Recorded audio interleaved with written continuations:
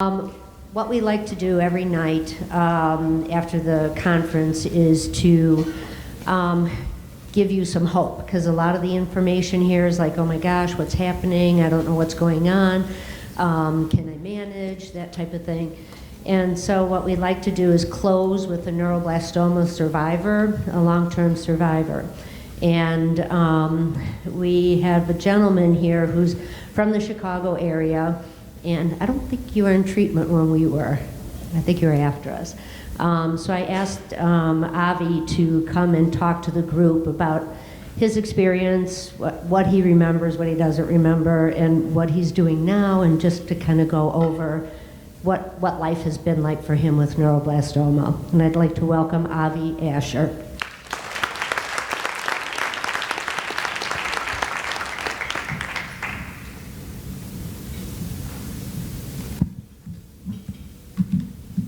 Hi everyone, my name is Avi. First off, I want to thank the Children's Neuroblastoma Cancer Foundation for hosting this event and having me this evening. I'm going to tell you my story, but to be clear, my story is obviously not over, and that's really a blessing. God willing, I'm blessed with old age one day, but until then, let me tell you where I am right now, and then I'll tell you how I got there. In 6 days, I'm going to be heading back to school in New Orleans. I attend Tulane University in a 5-year Master's of Accounting program, double majoring in finance and management, and it's quite honestly pretty boring. But hopefully I'm going to make money, so that's fun. My journey is one of self-love and advocacy. So on July 2nd, 1999, my parents were celebrating their 4th wedding anniversary, and on that same day I had a cough. My parents left my 6-month-old brother at home with a friend, and they brought me to the pediatrician. It was discovered that I had a large tumor surrounding my left kidney. So on my parents' 4th wedding anniversary, I was diagnosed with stage 4 neuroblastoma. And quite honestly, I don't remember much about treatment or anything in that regard. I was only 2 years old. I remember chemo and radiation caused me to throw up pretty often. I remember eating cucumbers and throwing them up and then eating them again. And then the only other thing I remember is, I know I was young, but I thought my nurse Amy, she was pretty cute. Once I was old enough to understand, my parents told me everything. I had 6 neurological breakdowns, the worst of which involved completely losing the use of the right side of my body. I also had 3 bone marrow transplants, all that good stuff. I was young enough to forget the pain, but the after effects of neuroblastoma punched me in the face every morning. This is where self-love becomes important. On a social level, I quickly realized that I was much shorter than most of the people in my class. My chemo hair did not grow like my friends. I had trouble bulking up like the rest of the guys and the athletes in my grade. Still, even with my physical limitations, I played baseball through high school. Baseball was really my defense against a lacking self-love. You don't need to be that tall to play baseball. The starting shortstop for the Houston Astros is the same height as me.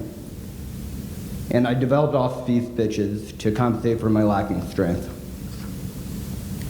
Most of all, I love playing baseball because the hat covered my chemo hair and my uniform covered my 11 scars. And this is how I managed my self-love before I went to college. Now with the hindsight I have, I'm fully aware that the only reason I was artificially able to create this self-love for myself is all because of my mother. My mother advocated for me in the medical and academic setting, allowing me to solely focus on combating my social insecurities. My mother taught me the importance of advocacy. Here are some of the examples of her medical advocacy. As I mentioned earlier, during my treatment, I had 6 neurological breakdowns. My mother advocated to be included in the treatment discussion to counter these breakdowns.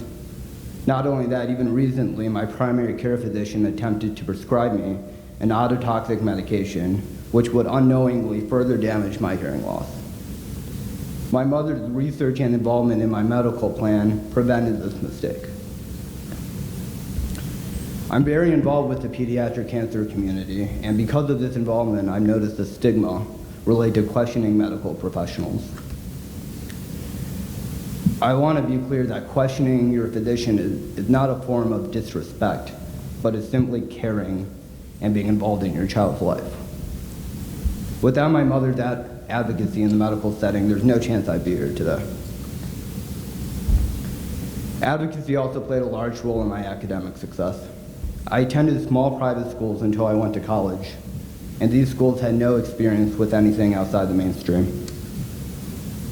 Before the school year began, my mother would meet with my teachers, explain my academic accommodations, my needs, ensuring that I would not be a social outlier.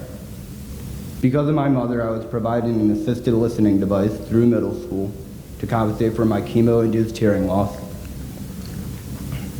Before I began high school, as a result of my initial radiation, I was diagnosed with thyroid cancer. The effects of my medication cause fatigue if I'm not well nourished. It makes sleep much more difficult. But my mother researched and analyzed the potential effects of my medication on my academic performance.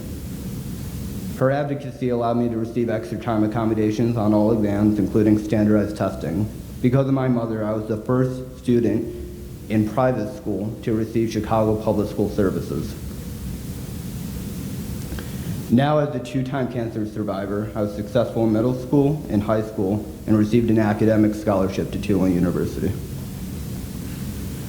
Upon finishing high school, I no longer had my mother to lean on for advocacy or baseball for my social insecurities.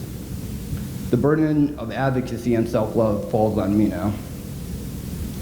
Because I was able to watch my mother all these years advocate for me in the academic and medical setting, this comes easier than self-love. What I gained from my experience is that self-love is really about perspective. I became grateful for the challenges I face. Challenges are normalcy. Freshman year of college, I had my first girlfriend and my first love. And as I'm sure you know, the first breakup is very difficult. Then junior year, I had my second girlfriend, and just my luck, that breakup was even more difficult. But from the bottom of my heart, I am so incredibly fortunate to experience that pain. Those are normal challenges. Not everyone lives long enough to experience those challenges.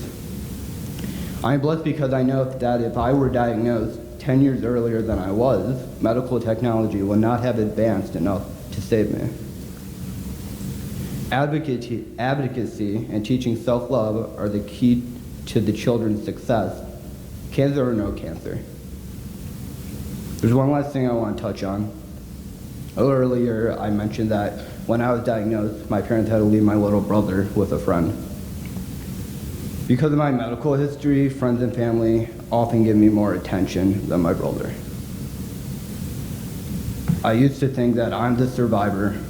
My brother didn't pull off any miracles, and genuinely that's what I believed. I was young, immature, and obviously we did not get along with that mindset. I treated him terribly, but my parents made sure that my brother would never feel less loved or less valued than me. Although my parents were primarily focused on me, their love for their children remained equal. I was too young to understand this, that the sibling is as much of a survivor as the patient themselves. And it took me 14 years to understand this. And during this 14-year span, I created an unnecessary divide between myself and my brother. I disregarded him as a person and as a sibling, and it was just wrong.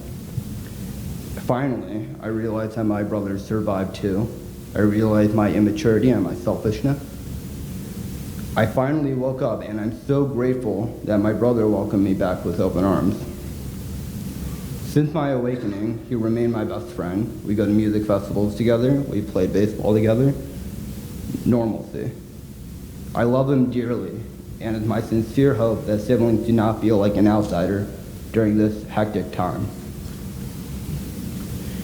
My parents made sure that my brother never felt less loved than me, and that really inspires me.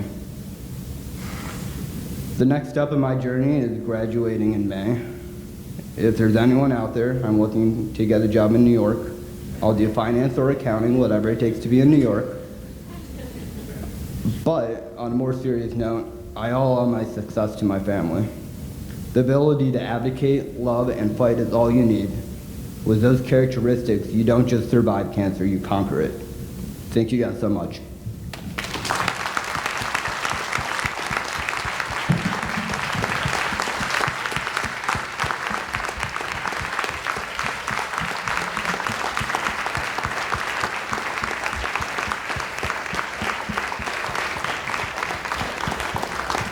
If y'all have any questions, go for it. How many years was it between you and your brother? My brother's 2 years younger than me. 2 years younger? Yeah. Okay, all right. And how old are you now? I'm 22. Awesome, okay. Anybody else have any questions? That was incredible. Thank you so much, Avi, for coming and sharing your story with everyone. Thank you.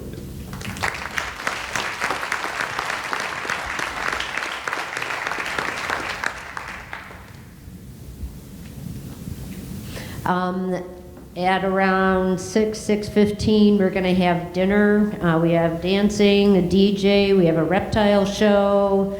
Yeah, we do it all here. So around 6 or 6:15 in Slate, where we had lunch today.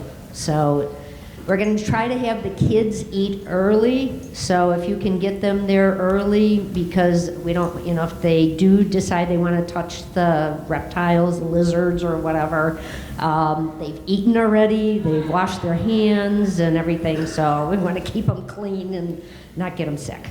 Anyway, so around 6:15, you can head over to Slate. Okay? Thank you.